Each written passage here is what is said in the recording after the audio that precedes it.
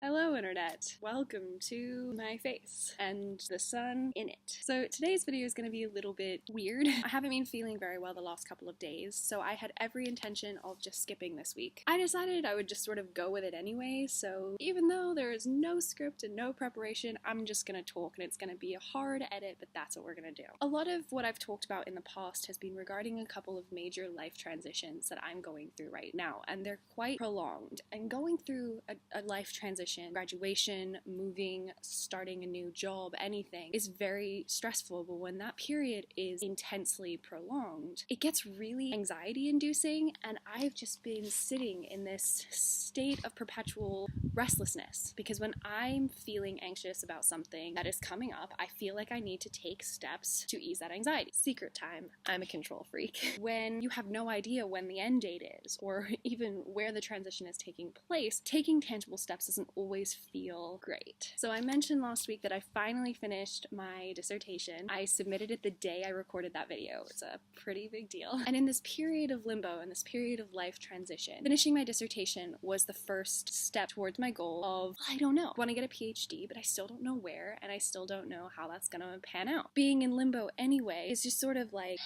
that.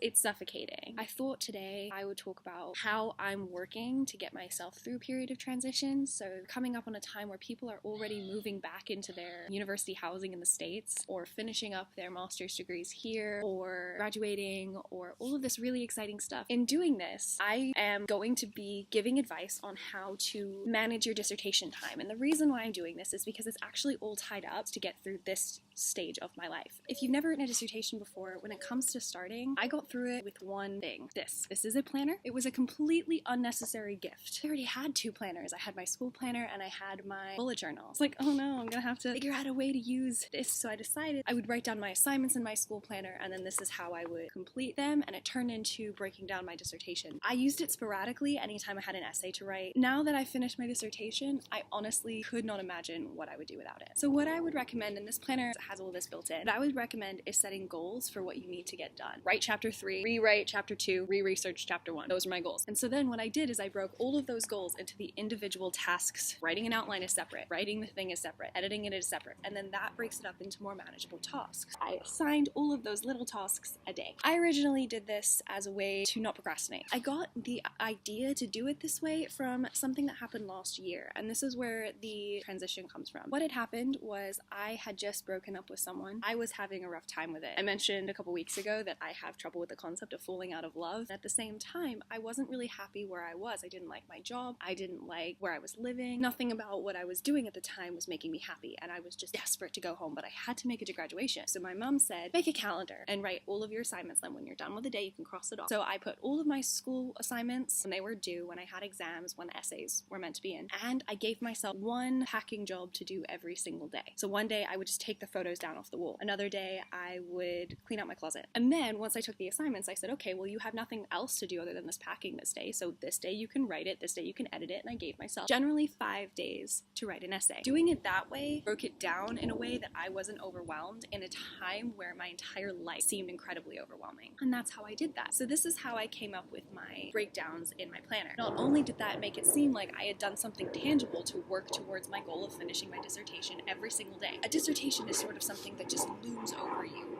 It doesn't go away, it's just always there. It's just like this constant due date, but when you first start it, you think, oh, I have miles to go, but at the same time, you have so many little things to do. You have to have a chapter done to meet with your supervisor next week, a proposal to submit. I was able to use those goals, break those goals down into tasks, and then assign those tasks a day, so that in this time where my entire life feels constricting and overwhelming, I can work towards that goal, that one major goal of finishing my dissertation, one little task at a time. That's what they tell you to do, but physically write it down, physically break it down into tasks. And some people don't work that way, that's fine. I mentioned this in one of my first videos ever, my outline videos. I write a lot of outlines. Planning things out like this helps me, especially since I'm really good at managing time within a day. Oh, kitty. But what I'm really bad at is managing time over long periods. My sister's birthday is in 4 days. She's not going to get her card before she moves to New York because I kept thinking I had another 2 weeks to get her and send her a card. So if you're like me and you have problems really picturing how far forward in the future a due date is, breaking goals into smaller tasks not only managed my time a lot better and helped me finish my dissertation on time, but most importantly, it helped me feel like I was making real steps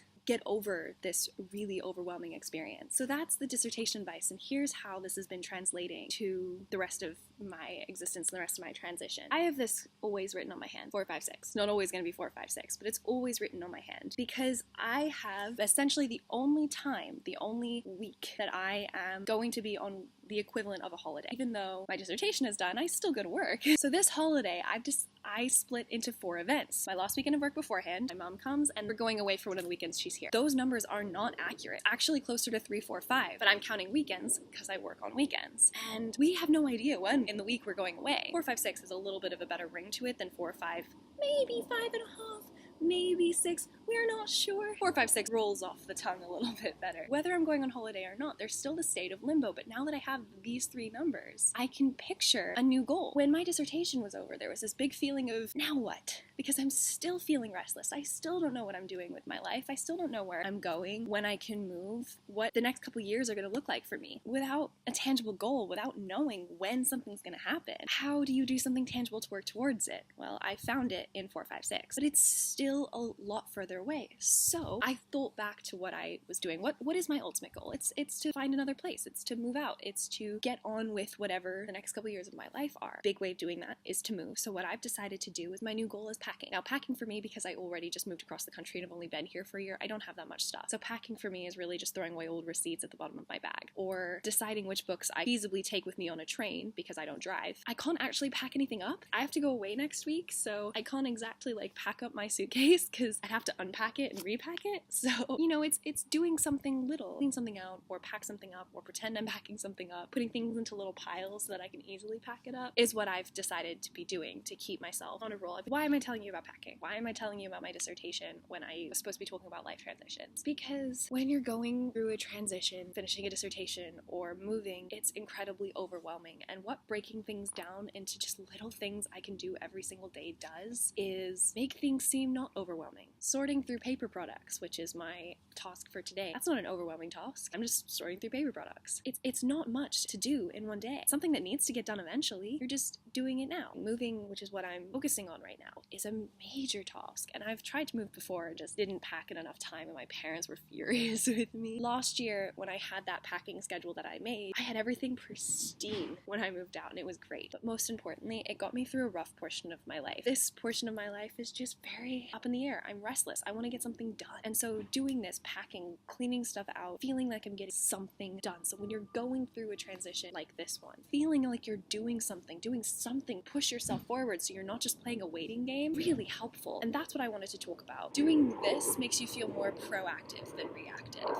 And when you're in a place in time when all you want to be is proactive, finding a way to do that, you're still moving towards the same goal, you're still getting there. It still makes you feel like you're getting there. And that's why I wanted to make this video, is because taking things one day, one task at a time has helped me through not just writing essays, but, periods of depression, periods of anxiety, periods of PTSD. When you're going through something like that, having something tangible to fix, this is something I can fix. I don't know if it'll help anyone. I don't even know if it's good dissertation advice. It really worked for me. These numbers are wrong. Looking at them on my hand reminds me that I don't have much longer. I was never a goal person. I was never a list person, and I still am not. When I'm working on my manuscripts, when I'm working on my WIPs, I cannot work this way. I cannot give myself a to-do list or I just won't finish it. This stuff, this isn't work. Feeling like you can fix just one thing, that you can do just one thing, it really helps not to feel so overwhelmed with life. I don't know if that's helpful, but if it is, I'm really glad. Thank you so much for watching. I really hope you liked the video. If you did, please hit that like button and subscribe. As usual, I've linked all of my social media in the description box below. I post new videos on Fridays. I'll see you next week. Bye!